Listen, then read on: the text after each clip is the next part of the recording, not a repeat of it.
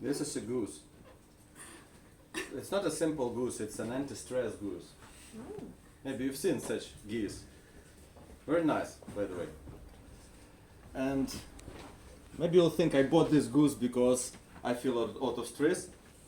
I do, but who doesn't?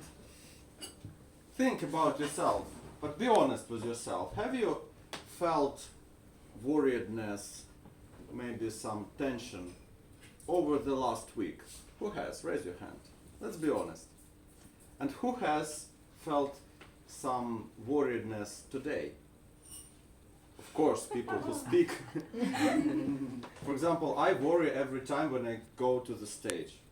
And I have a lot of other things connected with health, connected with money, with everything, with love, of course, in my life, which I can worry about. So I signed up for anti-stress marathon. It's a 3 days marathon, not in Instagram, it's in Telegram. And I wanted to dedicate my speech to this marathon, but I don't think it will be very interesting for you. I just I actually drew this picture on this marathon, you can see. Sorry, it's a little bit small. It's my grandmother and my dad. How I perceived them when I was a child. And she has naked breasts, yes. My grandmother used to appear in front of children when I was a small boy without bra. And it was one of my childish traumas. And my dad didn't buy me a toy I wanted so much. It was Lego Airport, and it was another big trauma in my life. On the first day of the marathon, we made a meditation, and my grandma came to me. I thought, why? My grandma loved me so much, but when I started to think about it, I remembered this situation. It came up, and the teacher, the leader of the marathon, told us to write what pretensions we have to the person who came, and draw a picture, which I did. And the second day we discussed how we feel, etc., etc. We did another small meditation. The third day should have been yesterday, but it will be today. That's why I will not tell you about it. But you can see what transformations happen and what weird things we can go into to deal with our stress. Maybe you have done such things too. But in my speech, I want to tell you 3 short stories instead of this marathon, which is quite boring because I'm the only boy on this marathon, actually. All the rest are girls. Yes. And I better share with you 3 stories how I overcame, or how I maybe not overcame, but dealt with stress in my life and what lessons I learned. Interesting. First story happened when I was 10. I went to a summer house near Dnipro with my dad and his family because my parents divorced. It was already stress. But even bigger stress was from the dog. There was a very angry dog sitting in the kennel, and this dog, every time I passed, she was I was so much afraid of this dog, I thought it would eat me alive. And I told my dad, Dad, I'm afraid very much of that dog. And one evening, Dad just said, listen, here is a bone from a chicken. Take it, go to the dog and give it to it. I said, no, I will not go near that dog. I'm so much afraid of that dog. Are you kidding? He said, either you go or you will sleep outside. I had no choice, so I took this bone and I came up to the dog. The dog went out of the kennel, again at me. But the dog was attached, it was on a chain. So it was already better, but still I was afraid. And I made several steps, the dog is barking, then I'm just standing here and I'm not running away. The dog goes, hey, what are you doing? Why not afraid? I'm just looking at the dog, threw the bone to it, and the dog started eating, and I went away. That's it. I overcame my fear of the dog. So my first lesson is when you have a fear, even a strong one, you should face this fear. You should come near it, meet it, and maybe you will see it's not that scary. Another story happened recently. It was the coronavirus story. Who was stressed during coronavirus? Can you raise your hand? Who was afraid to go to the hospital to suffocate?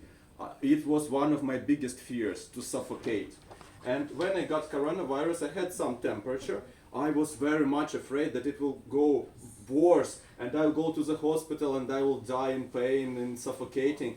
Moreover, when I was ill, I saw an announcement on Facebook that another guy I knew died in hospital. He just died from heart attack, and before that he suffocated.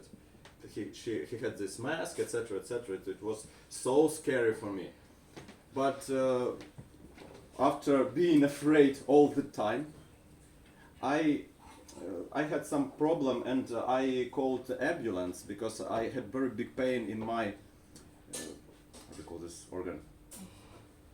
Lower back.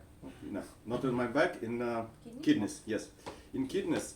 And I called the ambulance, and the ambulance doctor looked at my analysis and said, "Hey, you don't have coronavirus anymore.